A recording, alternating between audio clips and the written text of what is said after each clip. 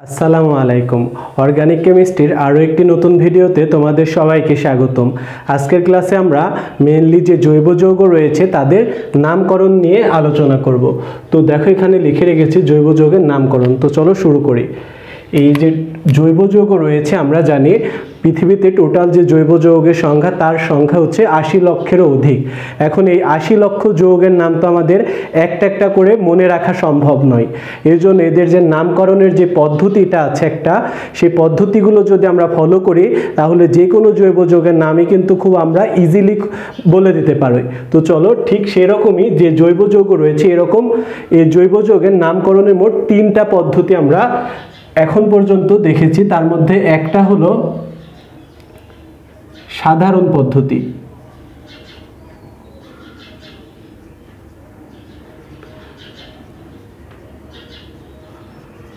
তারপরে ২ নম্বরে যেটা দেখব সেটা হলো উদ্ভূত বা জাত পদ্ধতি এবং ৩ নম্বরে দেখব আমরা জেনেভা বা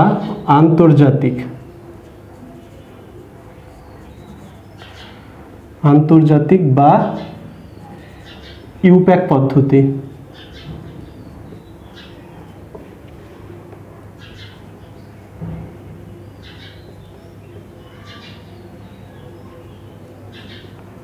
তাহলে এখানে আমরা ৩টা পদ্ধতি দেখলাম। এখন কথা হচ্ছে যে জৈব যৌগের নামকরণের জন্য ৩টা পদ্ধতি আমাদের কেন প্রয়োজন। দেখো এই যে প্রথমে এই দুইটা যে পদ্ধতি ২ এবং ৩ নাম্বার যে পদ্ধতি, এই পদ্ধতি দুইটার আগে প্রথম পদ্ধতিটা হচ্ছে সাধারণ পদ্ধতি। বিজ্ঞানীরা প্রথমে সাধারণ পদ্ধতি দিয়ে জৈব যৌগের নামকরণ করার চেষ্টা করলেন, কিন্তু এই প্রথম সাধারণ যে পদ্ধতিটা সেটা দিয়ে যে জৈব যৌগ রয়েছে সেগুলোর সবগুলোর নামকরণ করা যায় না, কিংবা কয়েকটা মাত্র অ্যালকেন এবং অ্যালকোহল সহ কয়েকটা যৌগের নামকরণ করেই সেই প্রথম যে পদ্ধতিটা সেটার কার্যকর হয় না।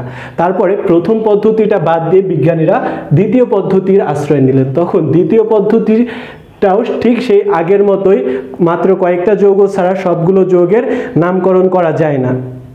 প্রথমে ছোট ছোট কয়েকটা যৌগের নামকরণ করার পরে দেখা যাচ্ছে বিভিন্ন সমস্যার সম্মুখীন হতে হচ্ছে, কিন্তু পরবর্তীতে বিভিন্নভাবে চেষ্টা, তারপরে বিভিন্ন পদ্ধতি যেগুলো প্রস্তাবিত করে শেষে ফাইনাল একটা যেটা আন্তর্জাতিক পদ্ধতি বা আইউপ্যাক পদ্ধতি হিসেবে স্বীকৃত, সেই পদ্ধতিটা দিয়ে সবগুলো যৌগকে আমরা খুব ইজিলি এবং খুব সুন্দরভাবে জৈব যৌগগুলোর নামকরণ করতে পারি।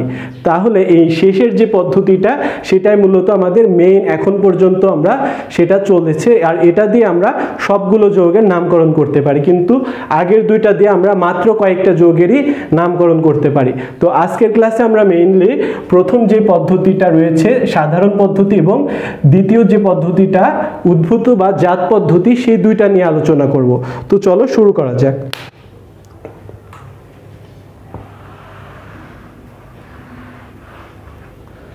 প্রথম যে পদ্ধতিটা রয়েছে সেটা হচ্ছে সাধারণ পদ্ধতি। এখন এই সাধারণ পদ্ধতি দিয়ে শুধুমাত্র আমরা কয়েকটা যৌগের নামকরণ করতে পারি, আর এর ভিতর দিয়ে এই সাধারণ পদ্ধতি দিয়ে আমরা মাত্র ২ ধরনের সমগোত্রীয় শ্রেণীর নামকরণ করতে পারি, তাও মাত্র কয়েকটা যৌগের। তার মধ্যে হচ্ছে একটা হচ্ছে অ্যালকেন এবং আরেকটা হচ্ছে অ্যালকোহল। মাত্র এই দুইটা সমগোত্রীয় শ্রেণীর, তাও মাত্র কয়েকটা যৌগের আমরা নামকরণ এই সাধারণ পদ্ধতি দিয়ে করতে পারি। তো চলো সাধারণ পদ্ধতি দেখার আগে আমাদের যে বিষয়টা জানতে হবে সেটা হচ্ছে ডিগ্রি।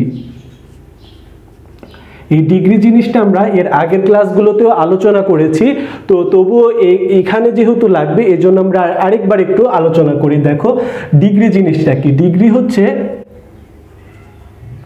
জৈব যৌগের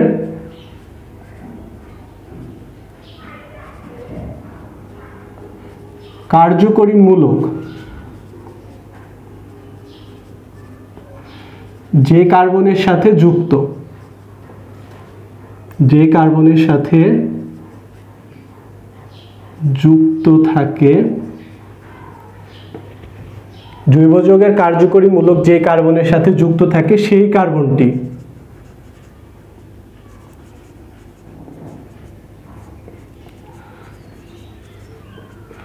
কয়টি কার্বনের সাথে, সেই যৌগটি কয়টি কার্বনের সাথে যুক্ত থাকে।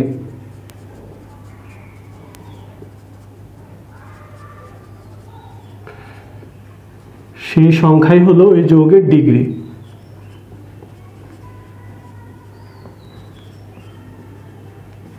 সেই সংখ্যাই হলো ওই যৌগের ডিগ্রি। তাহলে ডিগ্রি জিনিসটা আমরা কি দেখলাম, যে কোনো জৈব যৌগের কার্যকরী মূলক যেই কার্বনের সাথে যুক্ত সেই কার্বনটা পরবর্তীতে আরো কয়টা কার্বনের সাথে যুক্ত সেই সংখ্যাই হচ্ছে ওই যৌগের ডিগ্রি। যদি আমরা একটা উদাহরণ দেখি, মনে করো যে CH3 CH2 CH2OH, এটা হচ্ছে একটা অ্যালকোহল। এখন এই অ্যালকোহলের যদি আমরা এই যৌগটা যেটা রয়েছে এটাকে যদি আমরা অ্যালকোহলের কার্যকরী মূলক দেখো যেখানে অ্যালকোহল রয়েছে একটা, এটা হচ্ছে একটা অ্যালকোহল। এখন অ্যালকোহলের কার্যকরী মূলক হচ্ছে OH, অ্যালকোহলের কার্যকরী মূলক হচ্ছে OH। এখন এই কার্যকরী মূলকের সাথে যে কার্বনটা যুক্ত, দেখো কার্যকরী মূলকের সাথে যুক্ত আছে এই কার্বনটা। এখন এই কার্বনটার সাথে আর কয়টা কার্বন সরাসরি যুক্ত আছে সেই সংখ্যাটাই হলো ডিগ্রি। তাহলে দেখো এটা হচ্ছে কার্যকরী মূলক, আর এই কার্যকরী মূলকের সাথে যুক্ত আছে এই কার্বনটা। এখন এই কার্বনের সাথে সরাসরি যুক্ত আছে এই যে মাঝখানের যে কার্বনটা সেটা, তাহলে এর সাথে মোট একটা কার্বন যুক্ত আছে।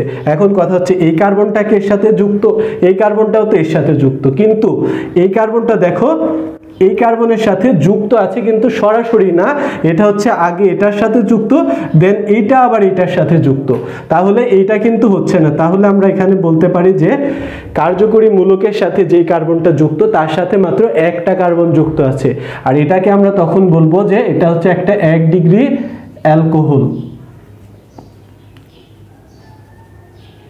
এটা হচ্ছে একটা 1 ডিগ্রি অ্যালকোহল।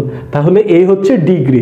এখন এই ডিগ্রিটা আমাদের এই সাধারণ পদ্ধতি যেটা রয়েছে এটা আমাদের এই নামকরণের ক্ষেত্রে কাজে লাগবে। দেখো এখানে আগে আমরা লিখে দিই যে যদি কোনো যৌগ 1 ডিগ্রি হয়, যদি কোনো যৌগ 1 ডিগ্রি হয় তাহলে সেই যৌগকে আমরা বলবো শুধুমাত্র N। যদি 2 ডিগ্রি হয়, যদি কোনো যৌগ 2 ডিগ্রি হয় এই অ্যালকোহল এবং অ্যালকেনের মধ্যে, তাহলে সেটাকে আমরা বলবো আইসো, তাদের নামের আগে আমরা বলবো আইসো। আর যদি 3 ডিগ্রি হয় তাহলে সেটাকে আমরা বলবো নিও। যদি কোনো যৌগ 3 ডিগ্রি হয় তাহলে সেটাকে আমরা বলবো নিও। তো চলো কিভাবে আমরা এটা একে একে উদাহরণ দেখি। প্রথমে আমরা যদি অ্যালকোহলের উদাহরণ দেখি, দেখো যে প্রথমে আমরা মনে করো যে 1 ডিগ্রি অ্যালকোহলের উদাহরণ দেখব। তাহলে 1 ডিগ্রি অ্যালকোহলের উদাহরণটা কি হবে, যে এখানে ধরো CH3 CH2 CHOH, এই যে এটা হচ্ছে OH-টা হচ্ছে অ্যালকোহলের কার্যকরী মূলক, আর এই কার্যকরী মূলকটার সাথে সরাসরি যুক্ত আছে এই কার্বনটা। এখন এই কার্বনের সাথে যুক্ত আছে এই কার্বনটা, অর্থাৎ একটা মাত্র কার্বন যুক্ত আছে। তাহলে এটাকে আমরা বলতে পারি এটা একটা 1 ডিগ্রি, এটা একটা 1 ডিগ্রি। তাহলে এর নামটা কি হবে, এর নামটা হবে, দেখো যে এই পর্যন্ত আমরা এই যৌগটার আগের অংশটুকু যেটা রয়েছে এখানে কার্বন সংখ্যা আছে 1 2 3টা, তাহলে 3টা হলে আমরা কি জানি প্রোপ, আর অ্যালকোহলের নামের শেষে হয় অল, প্রোপানল। তাহলে এটার নাম বলবো আমরা N প্রোপানল। তাহলে এটার নাম বলবো আমরা N প্রোপানল। দেখো এখানে আমরা লিখে রেখেছি যদি 1 ডিগ্রি হয় সেটাকে আমরা শুধু N বলবো, আর এটা দেখো একটা 1 ডিগ্রি অ্যালকোহল, আর এই 1 ডিগ্রি অ্যালকোহলকে আমরা যে সাধারণ পদ্ধতি রয়েছে নামকরণের সেই পদ্ধতিতে এটার নাম হবে N প্রোপানল। এবার যদি আমরা 2 ডিগ্রির উদাহরণ দেখি, এই পাশে যদি আমরা 2 ডিগ্রির উদাহরণ দেখি CH2 CH2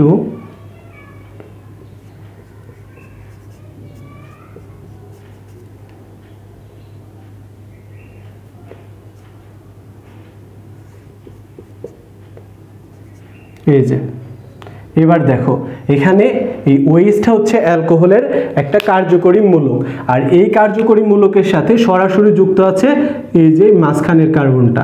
এখন এই কার্বনের সাথে আর কয়টা কার্বন যুক্ত আছে? এখন এই মাঝখানের কার্বনটার সাথে একটা এবং একটা, মোট 2টা কার্বন যুক্ত আছে। তাহলে এটা হচ্ছে 2 ডিগ্রি অ্যালকোহল, এটাকে আমরা বলবো 2 ডিগ্রি অ্যালকোহল। তখন দেখো এই যৌগটার ভিতরে কার্বন আছে 3টা, তখন এটাকে আমরা বলবো আইসোপ্রোপানল।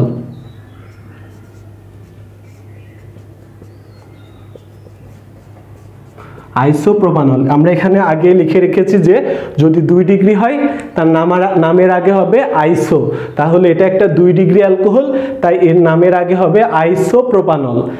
আর এখানে কার্বন সংখ্যা যেহেতু 3টা, তাহলে সেটা হবে প্রোপানল, আর এটা হচ্ছে 2 ডিগ্রি হওয়ায় এটার নামের আগে হবে আইসো। এবার আমরা তাহলে এন প্রোপানল এবং আইসোপ্রোপানল দেখলাম। এবার আমরা যদি 3 ডিগ্রি অ্যালকোহলের উদাহরণ একটা দেখি, যে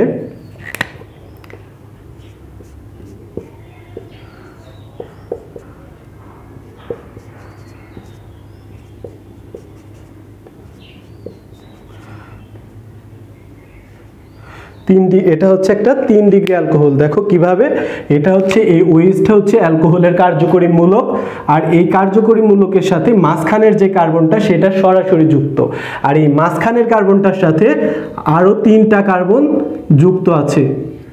তাহলে দেখো এখানে কি দাঁড়ালো ব্যাপারটা, যে এটা হচ্ছে অ্যালকোহলের কার্যকরী মূলক, তার সাথে সরাসরি যুক্ত আছে এই মাঝখানের কার্বনটা, এবং এই মাঝখানের কার্বনের সাথে আরো 3টা কার্বন যুক্ত আছে দেখো সরাসরি।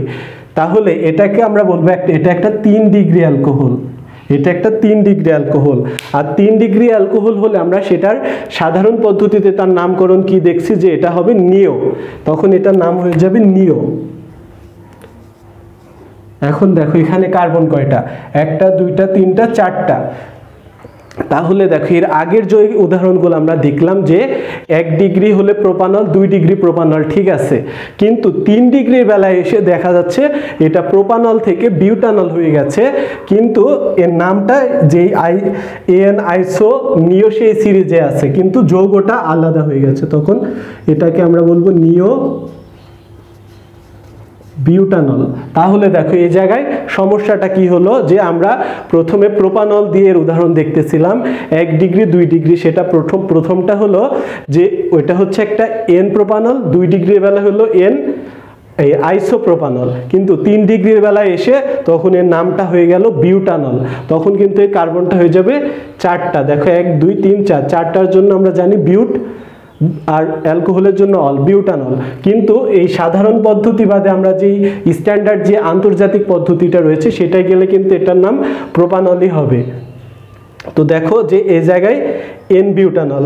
এভাবে আমরা সাধারণ যে পদ্ধতি 1 ডিগ্রি হলে এন প্রোপানল, 2 ডিগ্রি হলে আইসোপ্রোপানল এবং 3 ডিগ্রি হলে সেটা প্রোপানল থেকে বিউটানলে চলে গেছে। তো এটা হচ্ছে নিও বিউটানল, 3 ডিগ্রি হলে আমরা বলবো নিও। তাহলে আমরা এখানে যে সাধারণ পদ্ধতিতে অ্যালকোহল এবং অ্যালকেনের নামকরণ দেখা যায় সে জায়গায় আমরা অ্যালকোহলেরটা দেখে ফেললাম। এবার আমরা অ্যালকেনেরটা দেখি।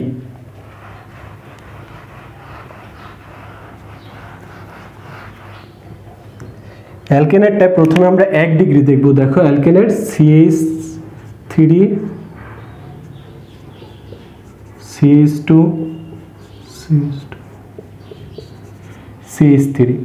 দেখো এটা হচ্ছে একটা 1 ডিগ্রি অ্যালকেন, এখানে কার্বন আছে 1টা 2টা 3টা 4টা।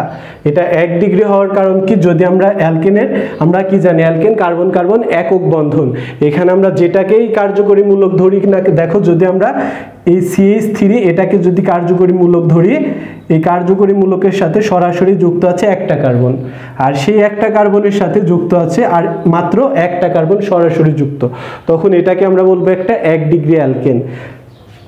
আর এটার নাম হয়ে যাবে, এটা হচ্ছে একটা 1 ডিগ্রি অ্যালকেন, আর এটা 1 ডিগ্রি অ্যালকেন হওয়ার জন্য নাম হবে এন, আর এখানে কার্বন সংখ্যা হচ্ছে 4টা, তাহলে নাম হবে এন বিউটেন। N butane.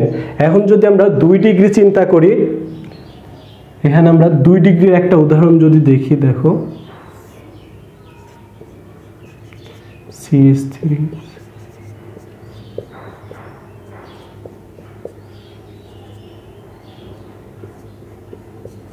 এই যে এখন দেখো এই যৌগটার ক্ষেত্রে এটাও একটা অ্যালকেন।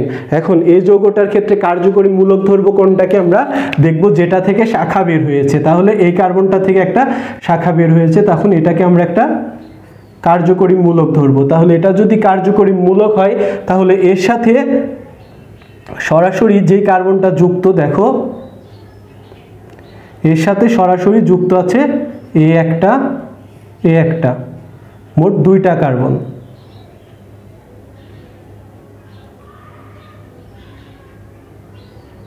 এর সাথে যুক্ত আছে এ একটা এবং এজ একটা। তাহলে এটা সরি এই জায়গায় একটু ভুল হয়েছে, সেটা হচ্ছে এটাকে আমরা কার্যকরী মূলক ধরবো না, ধরবো হচ্ছে এই যে দেখো CH2 CH3।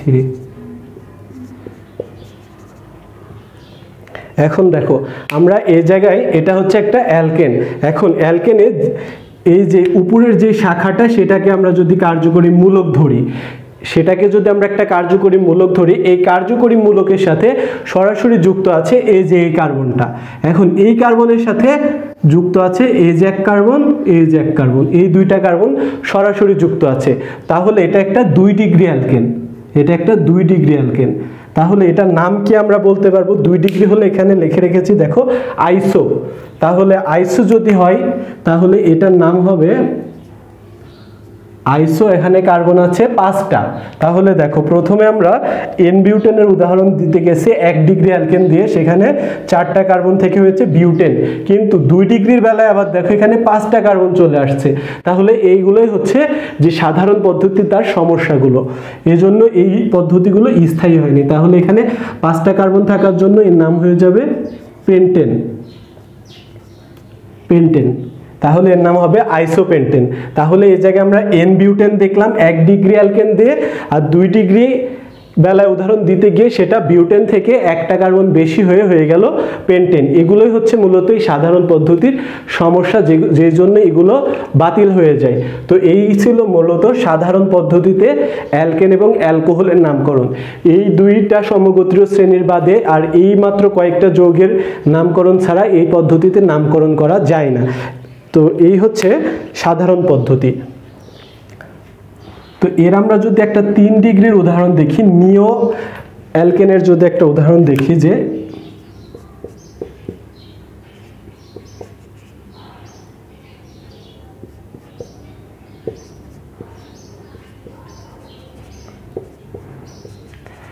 এই যে এটা হচ্ছে একটা নিও অ্যালকেনের উদাহরণ। কিভাবে দেখো, যে আমরা যদি এই মাঝখানে আমরা যদি উপরেরটাকে একটা কার্যকরী মূলক ধরি, আমরা এর ভিতরে যে কোনো একটাকে কার্যকরী মূলক ধরলাম, মনে করো উপরেরটা, তাহলে আর এই কার্যকরী মূলকের সাথে যুক্ত এই মাঝখানের কার্বনটা, এবার এই মাঝখানের কার্বনের সাথে সরাসরি যুক্ত মোট 3টা কার্বন, এই যে 3টা। তাহলে এটা একটা 3 ডিগ্রি, এটা একটা 3 ডিগ্রি অ্যালকেন। তাহলে এই জায়গায় দেখো যে এর কার্বন সংখ্যা কয়টা, 1 2 3 4 5। তাহলে এটা একটা 5টা কার্বন হওয়ায় এটা হয়ে যাবে এর নাম নিও পেন্টেন। তাহলে এন এর বেলায় আমরা বিউটেন দেখলাম, কিন্তু যে আইসো এবং নিওর বেলায় সেখানে একটা কার্বন বেড়ে গেল এবং সেটা হয়ে গেল আইসো, এবং 3 ডিগ্রির বেলায় হয়ে গেল নিও। এগুলোই মূলত এই সাধারণ পদ্ধতির সমস্যা। তো এই ছিল সাধারণ পদ্ধতি, যার ভিতরে আমরা এন, আইসো, নিও সব দেখে ফেললাম। তো এবার আমরা যেটা নিয়ে আলোচনা করব সেটা হচ্ছে উদ্ভূত বা জাত পদ্ধতি।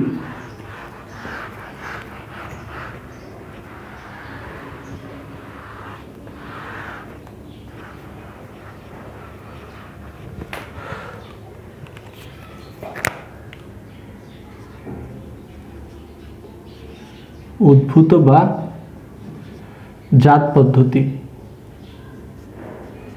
এই উদ্ভূত বা জাত পদ্ধতি এটার বেলায়ও এই অ্যালকেন এবং অ্যালকোহল ছাড়া এই 2 সমগোত্রীয় শ্রেণীর যৌগগুলো ছাড়া কিন্তু নামকরণ করা যায় না। তাও নামকরণ করা গেলেও মাত্র কয়েকটা যৌগের নামকরণ করা যায়।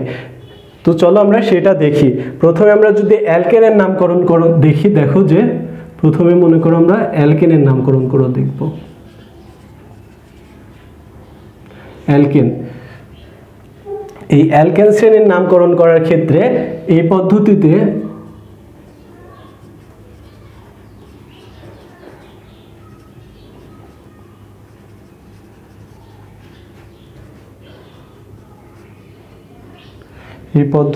নামকরণের ক্ষেত্রে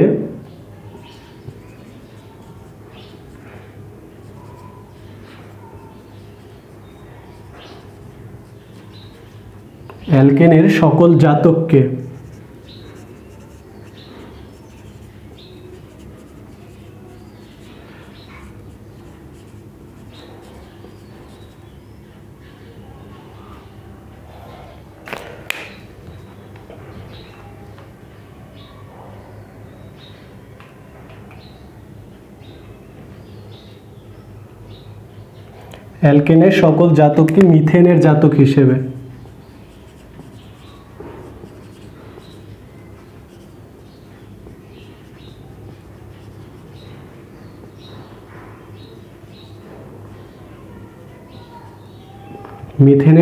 মিথেনের জাতক হিসেবে নামকরণ করা হয় এবং শাখায়িত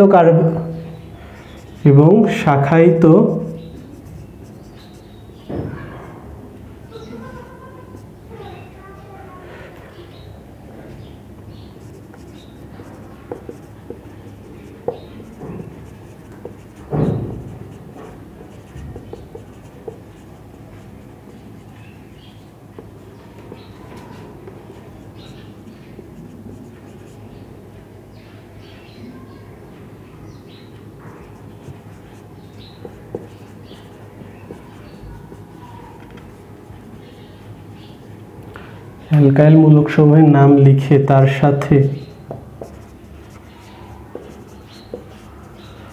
মিথেন শব্দটি যোগ করতে হয়।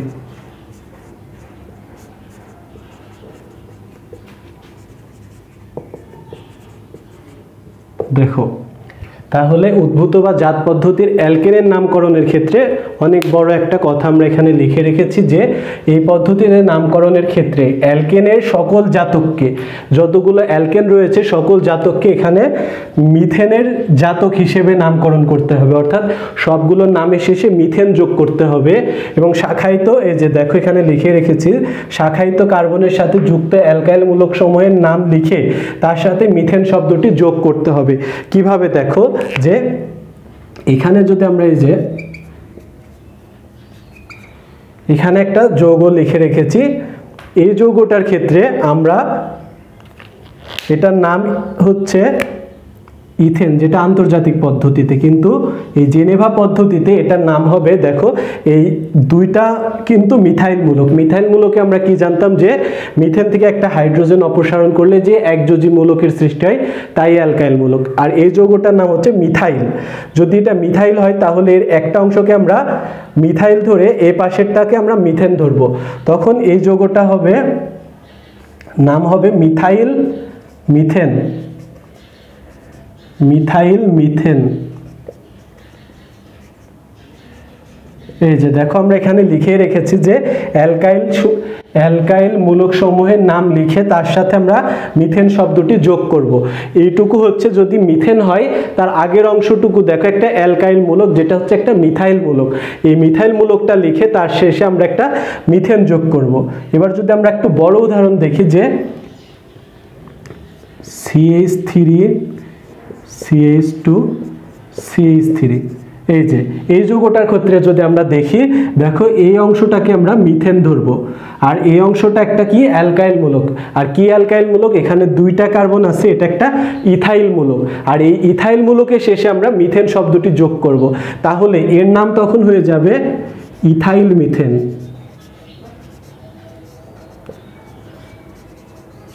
Ethyl methane.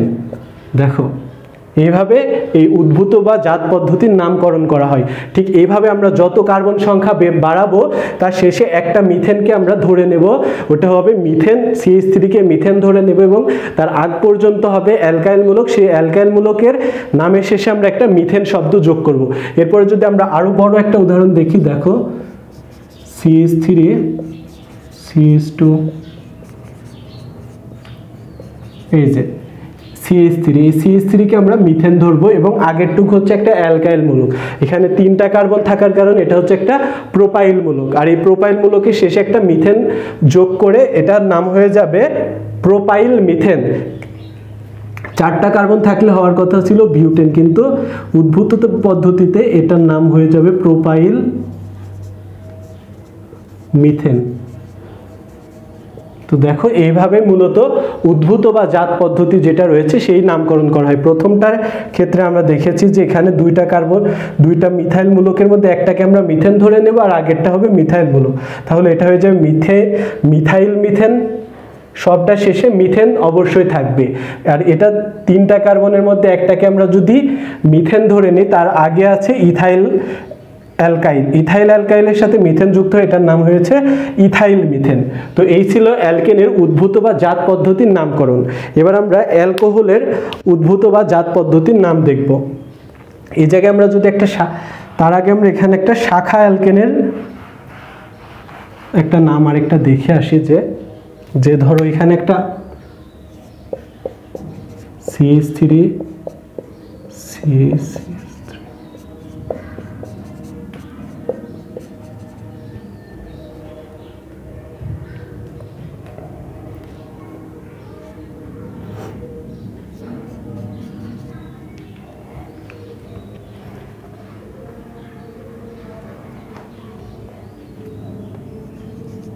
এই যে এই যৌগটার ক্ষেত্রে যদি আমরা দেখি, দেখো এই যৌগটার ক্ষেত্রে এটাকে যদি আমরা মিথেন ধরি, তাহলে এই মিথেনের আগে কয়টা মিথাইল মূলক আছে? 1টা 2টা 3টা, তাহলে এটা হবে একটা, আর এখানে আছে 2টা মিথাইল মূলক আর এর আগেরটা হবে একটা ইথাইল মূলক, তাহলে এটা হবে ডাইমিথাইল ট্রাইমিথাইল। এখানে 3টা মিথাইল মূলক থাকার কারণে এটা হবে ট্রাইমিথাইল মিথেন। এই যে ট্রাইমিথাইল মিথেন, অর্থাৎ সবগুলোর নামের শেষে মিথেন থাকবেই এই উদ্ভূত পদ্ধতিতে। তো এই হচ্ছে উদ্ভূত পদ্ধতি। তো আমরা এর পরবর্তীতে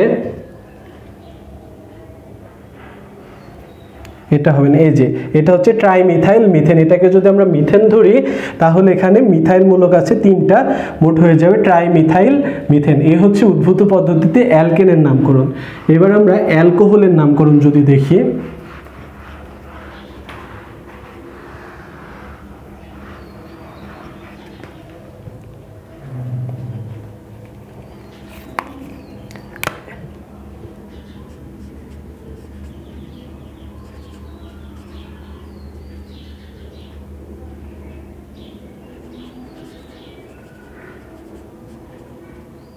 অ্যালকোহল এই পদ্ধতিতে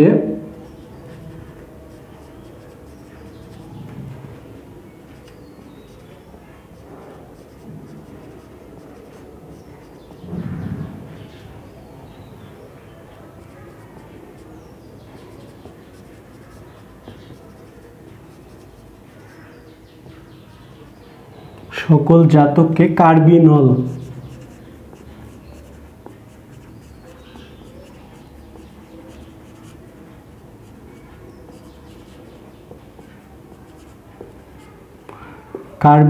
নামকরণ করা হয়। এই উদ্ভূত বা জাত পদ্ধতিতে অ্যালকোহলের সকল জাতককে কার্বিনল নামকরণ করা হয়। চলো কিভাবে আমরা দেখি, যে আমরা যদি একটা অ্যালকোহলের উদাহরণ দেখি, এখানে CH3 CH2OH, এই যৌগটার ভেতরে এই CH2OH যেটা রয়েছে, CH2OH যেটা রয়েছে সেই অংশটুকুকে বলা হবে কার্বিনল। আর এই আগের অংশটুকু রয়েছে এটা একটা মিথাইল মূলক, তাহলে এই যৌগটার টোটাল নাম হবে মিথাইল কার্বিনল।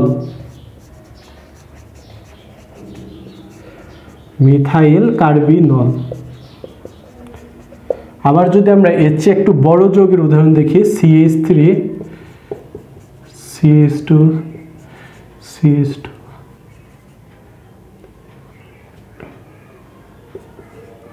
OH, এই যৌগটার ক্ষেত্রে যদি আমরা একটা উদাহরণ দেখি, দেখো যে এই অংশটুকু হবে কার্বিনল, আর এর আগের অংশটুকু হবে অ্যালকাইল মূলক। তাহলে এখানে কার্বন আছে একটা, দুইটা, তিনটা, তাহলে এটা একটা প্রোপাইল মূলক। আর এই প্রোপাইল মূলকের শেষে একটা কার্বিনল থাকার জন্য এটার নাম হবে প্রোপাইল কার্বিনল। তাহলে এইভাবে মূলত যে উদ্ভূত বা জাত পদ্ধতিতে অ্যালকোহলের নামকরণ করা হয়। এরপরে যদি আমরা একটা শাখা দেখি,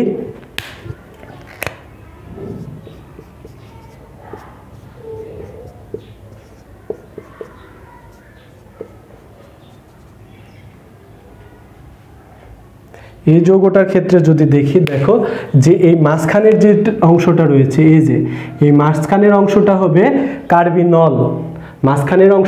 কার্বিনল, আর এর দুই পাশে আছে দুইটা মিথাইল মূলক, তাহলে এটার নাম হবে ডাইমিথাইল কার্বিনল।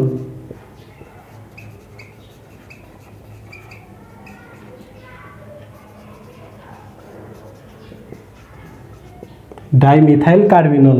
তো এই ছিল উদ্ভূত বা জাত পদ্ধতিতে অ্যালকোহলের নামকরণ। প্রথমে আমরা নামকরণের, জৈব যৌগের নামকরণের মোট তিনটা পদ্ধতি দেখেছি।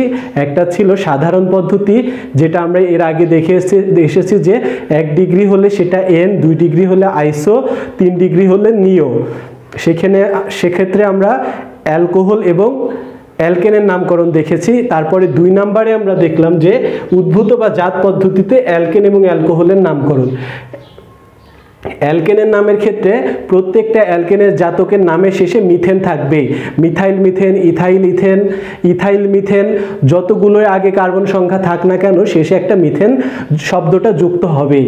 তারপরে আমরা অ্যালকোহলের নামের ক্ষেত্রে আবার দেখলাম যে অ্যালকোহলের সকল জাতককে কার্বিনল নামকরণ করা হয়। তো এই কার্বিনল জিনিসটা কি, যে এটা যদি একটা অ্যালকোহল হয়, এর আগের যে CH2OH এই অংশটুকু হবে একটা কার্বিনল মূলক, আর এই কার্বিনল মূলকের সাথে সামনেরটা থাকবে একটা অ্যালকাইল মূলক। তাহলে এই টোটালটা মিলে হবে একটা অ্যালকাইল কার্বিনল। সেটা যদি যত কার্বন সংখ্যার হবে তত এর নাম হবে, মনে করে একটা থাকলে হবে মিথাইল কার্বিনল, 2টা থাকলে ইথাইল কার্বিনল, এরকম যদি শাখা আকারে থাকে তাহলে এখানে ডাইমিথাইল, এখানে 2টা মিথাইল থাকার কারণে ডাইমিথাইল কার্বিনল।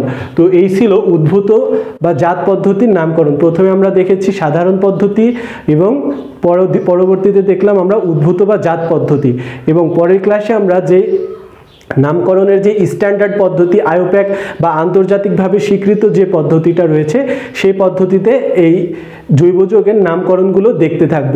তো আজকের ক্লাস এ পর্যন্তই। পরবর্তী ক্লাসের আমন্ত্রণ জানিয়ে আজকের ক্লাস এখানেই শেষ করছি। ধন্যবাদ সবাইকে।